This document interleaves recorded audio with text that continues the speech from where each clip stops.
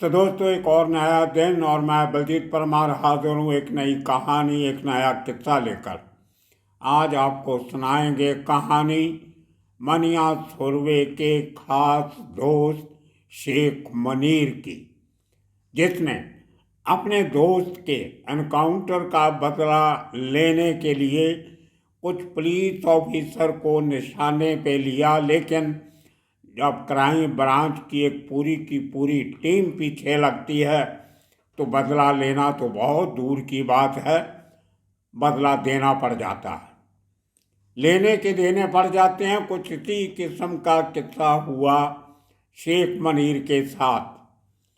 धारावी का रहने वाला मनिया सुरवे को जेल में मिलता है 77 के करीब का, और उसके बाद इनकी दोस्ती हो जाती है। और जब शेख मनीर अपने दादर एरिया में पुलिस के दबाव से डर के जब बचने के लिए एंटोपल के पुलिस स्टेशन जो है वहाँ के नज़दीक एक सेंट्रल गवर्नमेंट कॉलोनी में एक घर किराए पे ले लेता है, और उस घर में उसके साथ जो लोग रहते थे उनमें से एक शेख मनीर भी था, क्योंकि उस इलाके में इनके ऊपर कोई केस नहीं था, वहाँ की पुलिस की नज़र इनके ऊपर नहीं थी, और साथ के साथ वरदा राजन मुडलियार की प्रोटेक्शन थी। तो बहुत लंबी चौड़ी कहानी है, एक एपिसोड हमने बनाया भी था, आपने देखा होगा। मनिया सुरवे जब एंटोपल में रहा, लेकिन उस वहाँ पे उसने कोई वारदात नहीं की। वहाँ के इलाके में घूमता था, लेकिन किसी को पता नहीं था कि ये मनिया सुरवे है। शेख मनीर धारावी में उसको सब जानते थे, चोर था, चेन स्नैचर था, चोरी चकारी करना, लूट मार करना उसका काम था, लेकिन यारों का यार था।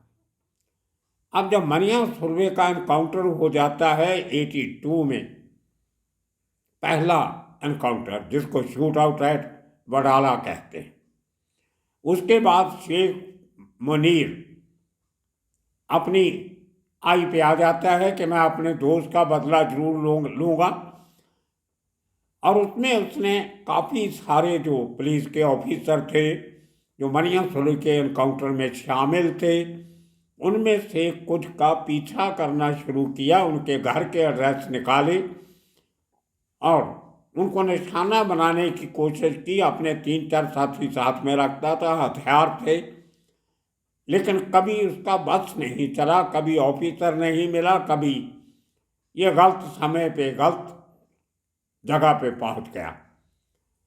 अब छोटा मोटा चोर नहीं था, बड़ा ऑर्गेनाइज तरीके से काम करता था और डेयरिंग बहुत थी, हिम्मत बहुत थी। एक बार इसको रेलवे पुलिस ने पकड़ लिया चेन स्नैचिंग करते हुए, रेलवे में स्टेशन पे प्लेटफॉर्म पे, और इसको जीआरपी की कोर्ट में पेश किया गया। तो ये आदमी पहले फ्लोर से कूद के, जीआरपी की जो कोर्ट है वो वीटी स्टेशन पे ही है, तो उसको वहाँ से नीचे कूद के भाग जाता है।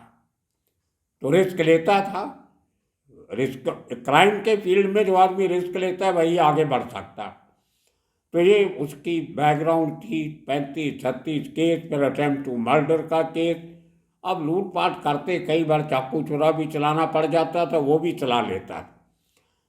इसकी इसी दिलेरी के कारण मनिया सुरवे की दोस्ती इसके साथ हुई और ये दोनों साथ में रहने भी लगे।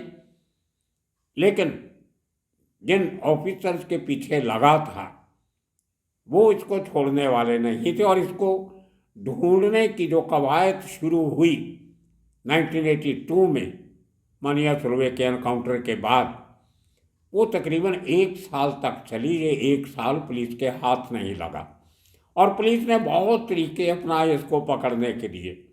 एक टीम नहीं, क्राइम ब्रांच की कई टीम्स इसके पीछे लगी थी, जिनमें inspector Suresh Wali Shetty, inspector Gurunath Gaonkar, inspector Ashok Desai, inspector Fateh Singh Gaikwad, और ऑफ कोर्स इसहाक बागवान, जो मनिया सुरवे को मारने वाली टीम में भी थे।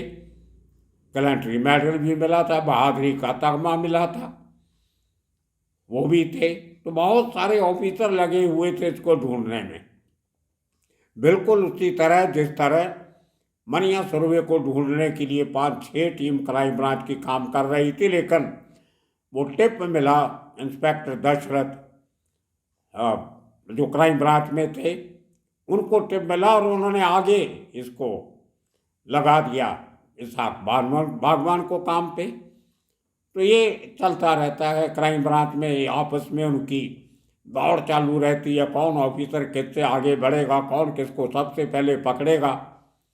तो ये काफ़ी लंबे समय से क्राइम ब्रांच की जो आपसी खींचतान रहती है उससे बहुत सारे केस सॉल्व हो जाते हैं। एक दूसरे से आगे रहने की लालसा, जिद इनको क्राइम सॉल्व करने में उत्साहित करती है। तो खैर, मनिया सुरभि को ढूंढने के लिए क्या क्या तरीके अपनाए गए उन्हीं दिनों में, ये तो पता था सबको चेन स्नैचर है, धारावी में रहता है, ये भी पता था, लेकिन मिलता कभी नहीं था। तो ये जरूरी था उसके क्लोज लोगों को ढूंढना जिनके वो कांस्टेंट टच में था मनिया सुरभि के एनकाउंटर के बाद। इसहाक बागवान अपनी किताब में लिखते हैं कि उनके घर पे भी ये आया उनको ढूंढते, लेकिन वो वहाँ पे थे नहीं। वो साबर के केस में जो एक सदीकी वांटेड था उसको ढूंढने के लिए कर्नाटका गए हुए थे, जमाल सदीकी को। तो नहीं तो शायद उनके घर पे जो अटैक कर देते, 4 आदमी गए थे हथियारों से लैस। तो इस किस्म की बातें उन्होंने अपनी किताब में लिखी हैं। लेकिन मुझे लगता है कि इतनी डेयरिंग कोई क्रिमिनल नहीं करता कि किसी पुलिस ऑफिसर के घर में चला जाए, वो भी उसको जान से मारने के लिए। बात कुछ और होगी। खैर, इसहाक बागवान ने काफ़ी कुछ इसके बारे में अपनी किताब में लिखा है, लेकिन जब मैं दूसरे ऑफिसर से बात करता हूँ तो वो अलग ही किस्सा सुनाते हैं, क्योंकि उन्होंने किताबें नहीं लिखी। अब जो टीम फाइनली इसको ट्रेस करती है उसमें बहुत मेहनत लगी। उसमें जो वर्चन बागवान ने दिया है वो वर्चन सही है ढूंढने का। शेख मनीर को पता चलता है इसका एक खास दोस्त वर्सोवा में रहता है जिसका नाम था पुश्किन मालब्रोज, क्रिश्चियन था, और उसकी फैमिली, उसकी माँ, उसकी बहन, ये सब वर्सोवा विलेज में रहते थे। वो वहाँ से बहुत सारी क्रिश्चियन फैमिलीज रहती हैं, बहुत बड़ी चर्चेज भी हैं 2-3 वहाँ पे उस एरिया में। एक सिमेट्री भी है वहाँ पे, मुस्लिम सिमेट्री भी है, और उनके सामने हिंदू शमशान घाट भी है। उसके थोड़ा आगे इन लोगों का घर हुआ करता था। अब शेख मनीर, वो जो एरिया है जहाँ पे ये पुश्किन और उसकी फैमिली रहती थी, वो थोड़ा सा आबादी से दूर है, उजाड़ हुआ करता था थोड़ा उस ज़माने में, तो छिपने के लिए अच्छी जगह मिल जाती थी। इस ऐसी जगह को क्रिमिनल पसंद करते हैं जहाँ उनको कोई पहचाने नहीं और किसी को पता नहीं हो आप कौन हो। तो 1-2 रात काटने के लिए वो अपने दोस्तों के घर में चले जाया करते थे। उनमें से एक शेख मनीर का ये दोस्त था पुश्किन। अब इस बात की खबर मिलती है इसहाक बागवान और उसकी टीम को, तो पुश्किन को ढूंढा जाता है। अब दिक्कत ये थी कि अगर उसको सीधा जाके पूछते हैं कि तुम्हारा दोस्त मनीर कहाँ है, वो बताएगा नहीं, और उसको बता देगा और कहीं और भाग जाएगा, वो हाथ में नहीं आएगा। इसलिए उसको ट्रैप लगाया गया कि किसी तरह पुश्किन को फंसाया जाए।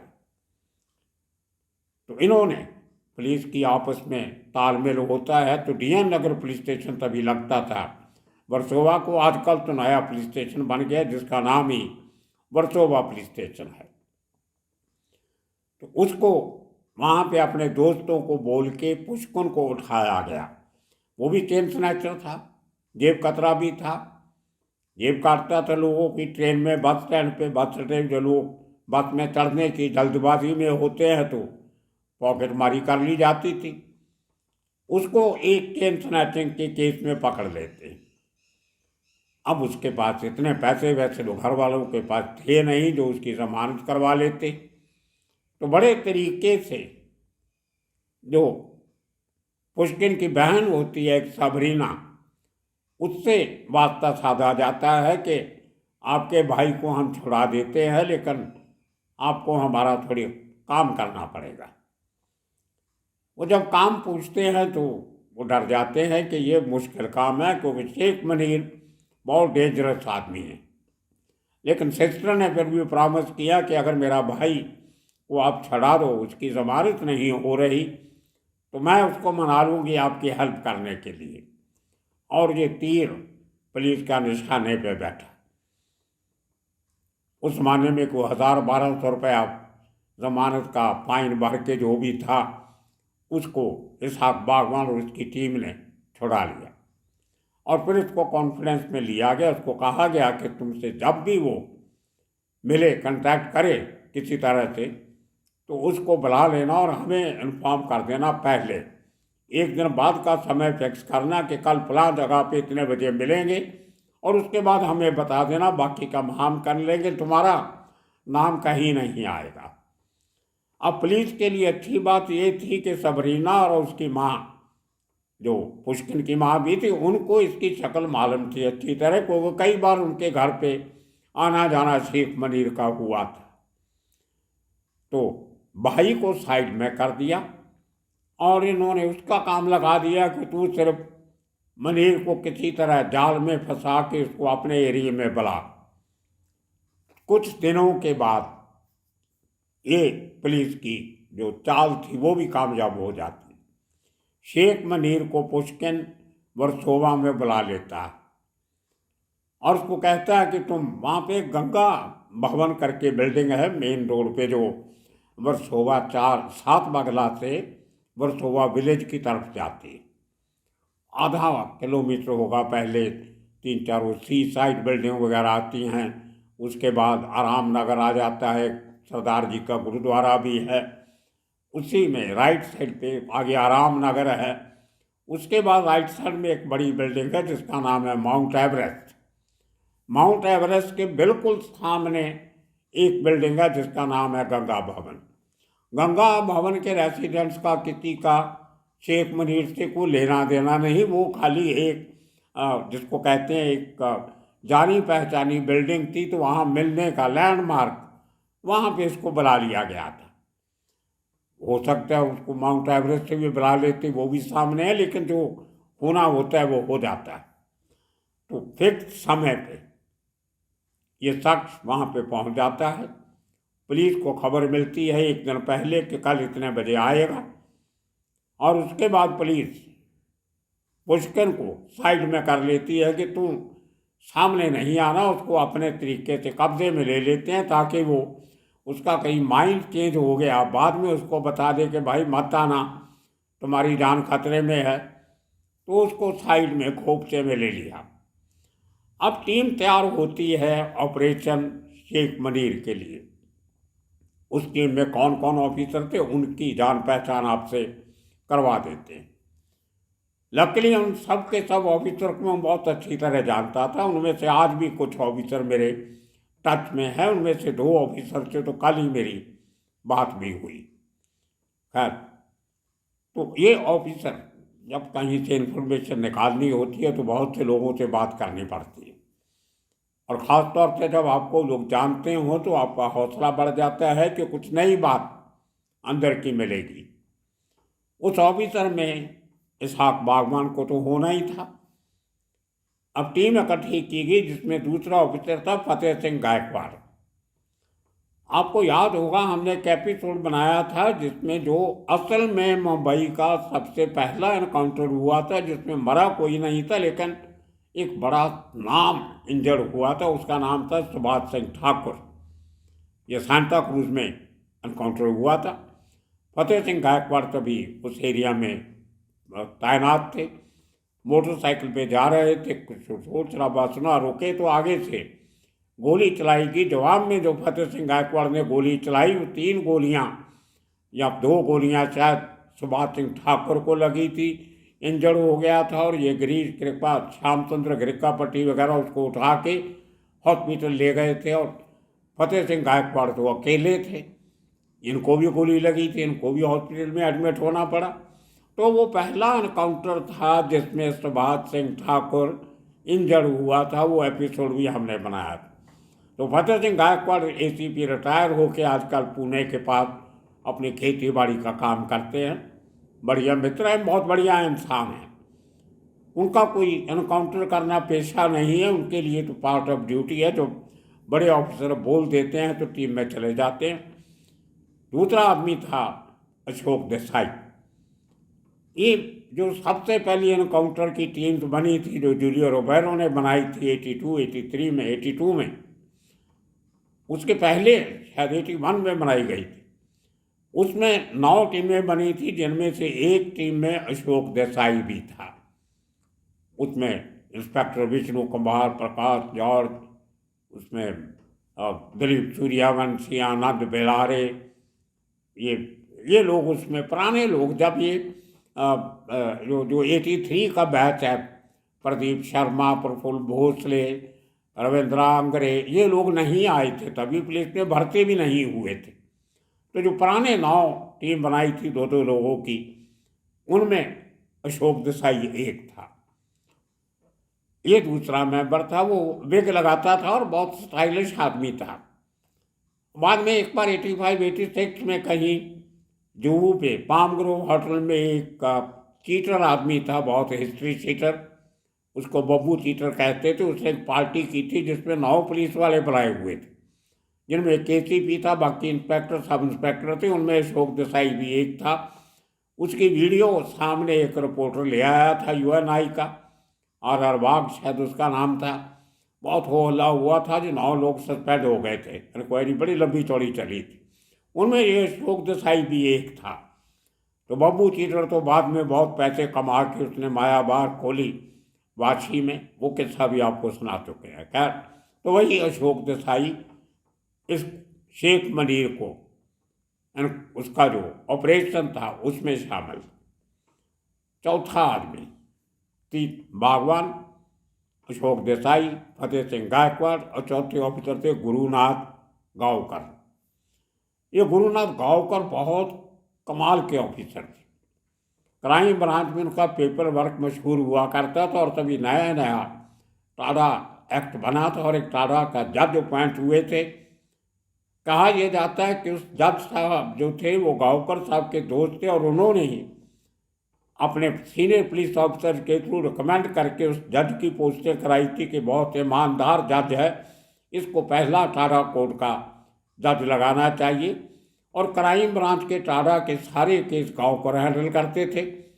इतनी बढ़िया नॉलेज थी उनको कानून की कि जिनके सीनियर भी अपने नोटिस वगैरह गांवकर से लिखवाया करते थे। पतले से आदमी अगर ऑफिस से बाहर निकले तो कोई उनको पुलिस ऑफिसर समझे नहीं। ऑनेस्ट टू द कोर, अपने काम से मतलब रखते। और उनको भी इस टीम में मिला लिया गया। और वो आदमी जिसने कभी किसी को थप्पड़ नहीं मारा, वो तो कानून के हिसाब से चलने वाला आदमी था। कभी किसी का एक नया पैसा रिश्वत उस आदमी ने जिंदगी में नहीं ली थी। और वो गुरुनाथ गांवकर, वो इनके साथ चलते। तो जैसे टीम चलती है तो गांवकर को ये मालूम नहीं था कि ये एनकाउंटर करने जा रहे हैं। उनको तो ये था कि क्रिमिनल को पकड़ना है, तो हम लोग जा रहे हैं। तो गाड़ियाँ क्राइम ब्रांच से निकली, इनकी गाड़ी वर्सोवा पहुँचे फिक्स टाइम पे 7 बगले पे। वहाँ पे एक जीप, एक कार थी इनके पास, वो वहाँ पे खड़ी कर दी। और पूरी टीम, जिसमें कुछ कांस्टेबल भी थे, हेड कांस्टेबल थे, कुछ 8-10 आदमी थे। तो ये 3 ऑटो रिक्शा हायर करते हैं। और उसी दौरान इन्होंने शेख मनीर का जो टारगेट बनाया था, वो एरिया, वहाँ पर जाने के लिए और उसको पहचानने के लिए पुष्किन की बहन सबरीना को भी बुला के रखा था। और सबरीना बुरके में थी, उसको भी एक ऑटो रिक्शा में बैठा लिया कि तू फिर भी एक बार शनाख्त कर देना कि यही आदमी शेख मनीर है, कि तो उसको कई बार देख चुकी। और फिक्स समय पे गंगा भवन के बाद जब ये 3 ऑटो रिक्शा स्रोत फील्ड से जाते हैं, तकरीबन आधा किलोमीटर के करीब होगा 7 बंगला से गंगा भवन, वहाँ से आगे यारी रोड शुरू हो जाती है। तो वहाँ पे जाके जैसे ही स्लो में उसने इशारा किया कि वो जो आदमी खड़ा है गेट के पास, अंदर नहीं, मेन रोड पे, फुटपाथ पे, गंगा भवन के बाहर, वो वेट कर रहा था पुष्कर की, अपने दोस्त की, लेकिन पहुंच गया उसके यमदूत। तो जैसे सात बंगला से निकले मंजिल की तरफ, तो गांवकर को एहसास हुआ कि ये तो एनकाउंटर करने जा रहे हैं। उसने कहा भैया रिक्शा रोको। उसने ऑटो रिक्शा रुकवा लिया और उतर गया। बोलता मैं किसी को जान से नहीं मारूंगा, I am out of the operation. तो गांवकर बीच में से उतर के वापस सात बंगला आ गए, अपनी गाड़ी में बैठ के। मैं इस किसी के कत्ल का हिस्सेदार नहीं बनना चाहता। अब देखिए ऐसे ऑफिसर भी हैं पुलिस में। ये किस्सा आपको नहीं बताएंगे लोग जो किताबें लिखते हैं, क्योंकि ये उनके खिलाफ जाता। अनफॉर्चुनेटली यही गांवकर, गुरुनाथ गांवकर 87-88 में किसी परेशानी में, क्योंकि ईमानदार से परेशानियां तो आनी थी, उन्होंने अपने घर में बाईखाला में, रानी बाग जो जू है मुंबई का, उसके पास अंदर छोटी सी लेन में उनका घर था। मैं कई बार गया था टाटा के पेपर देखने के लिए, केसेस के।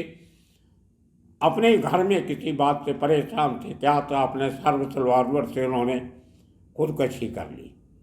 वो शख्स जो किसी को मार नहीं सकता था, वो खुद अपनी कनपटी पे अपना सर्विस रिवॉल्वर रख के खुद मर गया, लेकिन किसी को मारा नहीं। तो दोस्तों ये ऐसे ऑफिसर भी पुलिस फोर्स में, तो वो उतर गए। ये तीनों ऑफिसर और इनका स्टाफ, साथ में सबरीना, गंगा भवन के बाहर पहुंचते हैं और वहाँ पे खड़े हुए उसको चैलेंज करते हैं, शेख मनीर को। इसके पहले कि मनीर अपना रिवॉल्वर निकाल के फायरिंग करता, इसाक बागवान और उसके साथियों ने उसको ढेर कर दिया।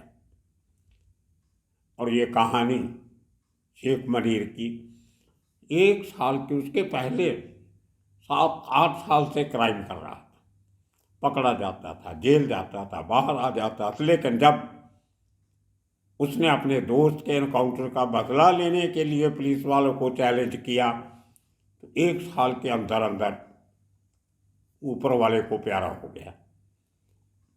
बहुत किस्से हैं क्राइम पर। आने वाले दिनों में इसी किस्म के और किस्से कहानियाँ लेके फिर हाजिर होंगे। तब तक के लिए आप सबका बहुत बहुत शुक्रिया, धन्यवाद।